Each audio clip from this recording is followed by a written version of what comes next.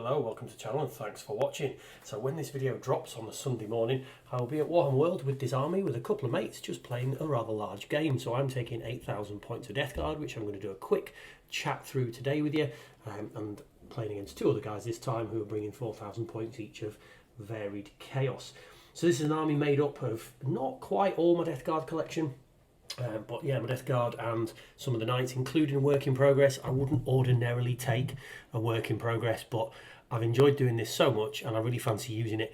I do have other options available, but anyway, not something I normally do, but I am doing for the purposes of this game. So this is 8,000 points of deathguard that I've built up over the last couple of years, including, I suppose, the Titan, which is going to get its first outing. So I'll just talk you through it, have a bit of a natter, and yeah, hopefully you'll enjoy talking through my varied collection of deathguard.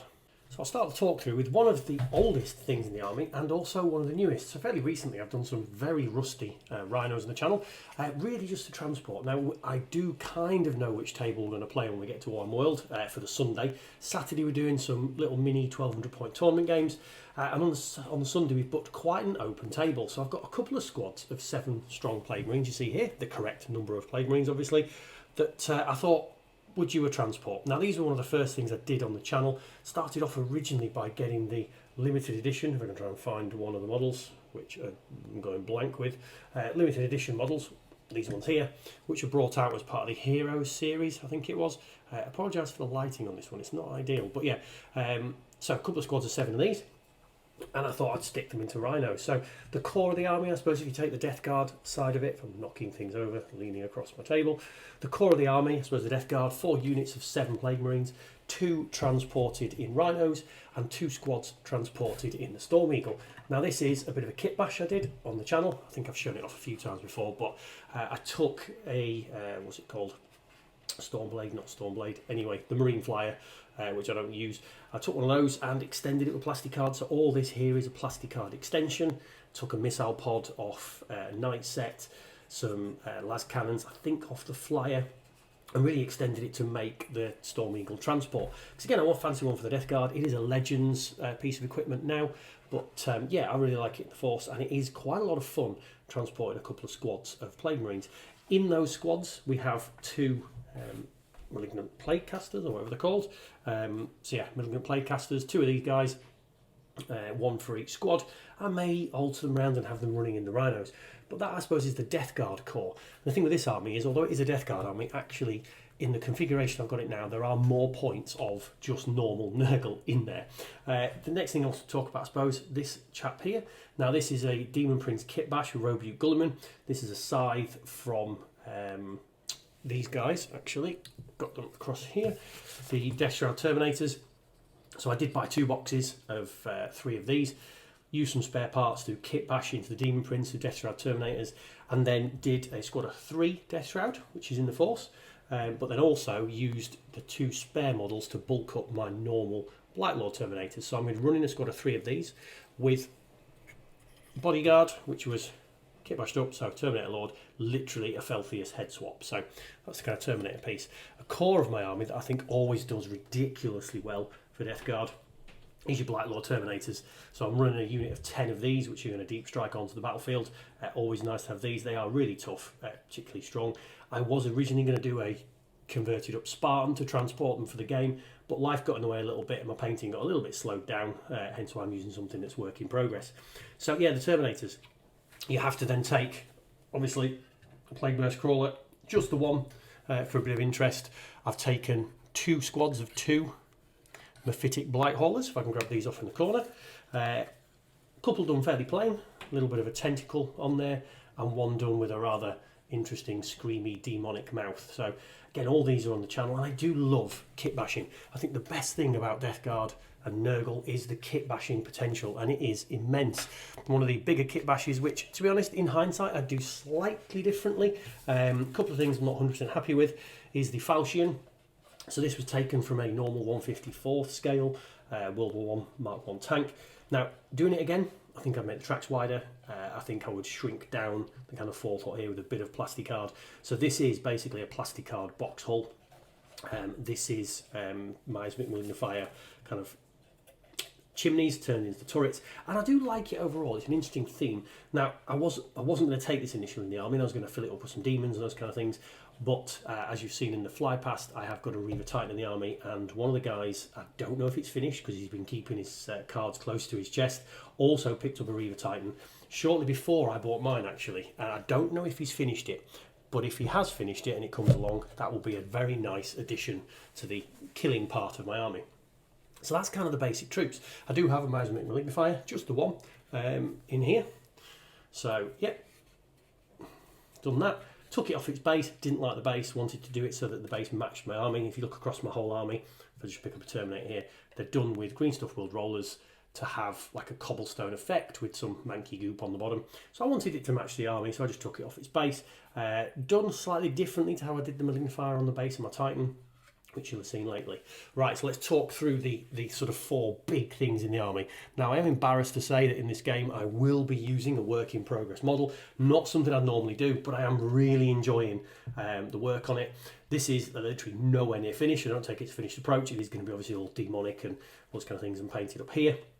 There is going to be some washes and stuff over the old transfers on here. So the idea is of this model is it is a great unclean one. It's been summoned into the pilot of this knight, and he's kind of half possessing the knight itself. And I'm really enjoying it so far. I was going to try and get it done for this event, and I probably could have done, but I would have rushed the paint scheme, and I didn't want to do that for something like this. So we'll be featuring on the channel in full paint soon, I'm sure.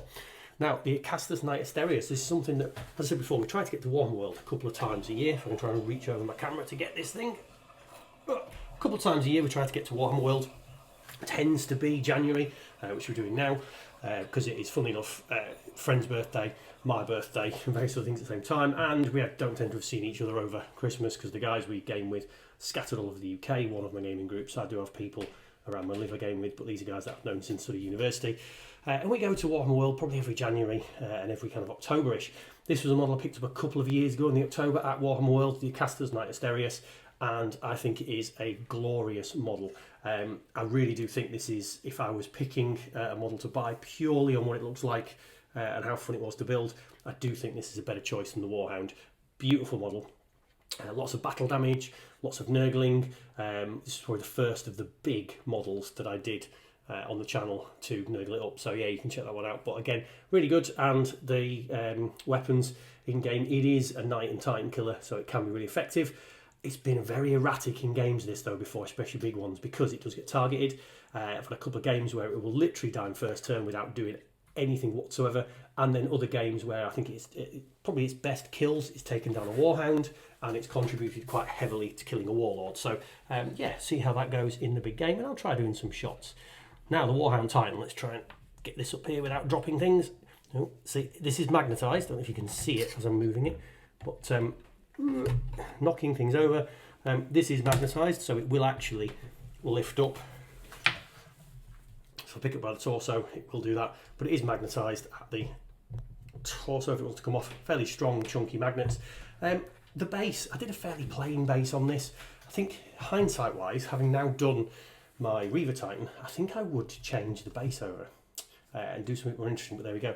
So if I show you the actual top, again, it's more of a development of what I've done and been doing on my knights and things on there. So you'll see as I've progressed in the channel, the kind of nurglization, the cast up little parts off Glockin models, the kind of cracked armour and things. So there's been really in my army a development as the years have gone on in terms of just kind of how I've done my knights, my titans, my army in general.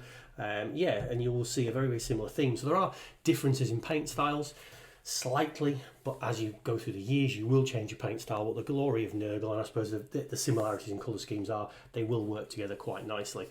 But yeah, so Warhound Titan, the classic Mega Bolter and Plasma Blast Gun armament.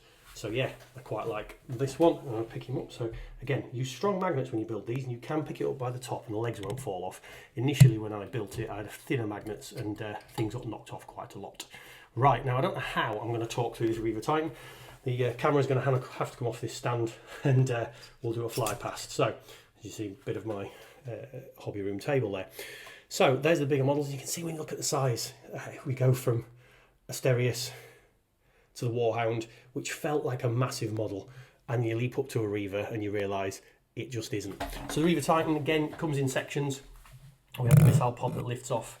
If you've seen it, watch the channel, you'll know that all these weapons are magnetised, so easily lift offable. And I might be picking up some additional weapons at Warhammer World, because I think, although this loadout I really like, it's always nice to have options.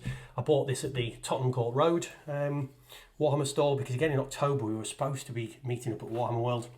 Because of the train strikes and things, we actually changed our mind, and I ended up driving down to London instead, staying at a friend's house down there who's the one I wanted to game with. So there we go, lift off at the torso. I would say fantastic model, and balances really well, and probably actually easier to get to balance than the Warhound. It will be its first game at Warhammer World, so we will see how it goes. Now, doing this with one hand is maybe not such a good idea. There we go, are we on? There we go, on. So you can see actually it stands pretty well, it assembles relatively well, and I hope it performs well in game. The danger of taking a big model like this, one is transporting it, and I'm laying the army out now, and then I'm going to be packing this all away ready to get to Warhammer World. But one of the dangers of big models is people target it, they kill it, and it might do nothing in the first game. And I suppose the last one to talk about is our Mortarion there, leader of the Death Guard. I think any Death Guard army is missing something if you don't put Mortarion in. He has done amazingly well in previous games, so try and get into some different lighting here. He was responsible for taking down a Warlord Titan on his own. Just lost a couple of Void Shields, that was in the previous edition. Let's see if he does as well in this edition, because to be fair, 10th edition, I don't think I've actually used him yet. So it'll be interesting to see how he performs. Again, not using him in the 1200 point game, that'll be a little bit of overkill unless I suddenly change my list. But he will be being fielded in the 8,000 points on Sunday. So I think that's the army I've talked through. So yeah, this is just about 8,000 points. I hope you like rambles like that. I never know whether this kind of stuff is appreciated on the channel or not, but sometimes I just want to talk through kind of what I'm doing and the models I'm making and things like that. And then we'll see how this game goes, and I'll try to put some sort of thing together on my Instagram just to kind of show you what I'm up to over the weekend. So yeah, if you did like that kind of ramble, like, comment, subscribe, all the YouTube jazz. If you didn't, drop a comment and say stop showing us your toys, just shows your conversions. Yeah, cheers everybody, and I'll see you again on the channel.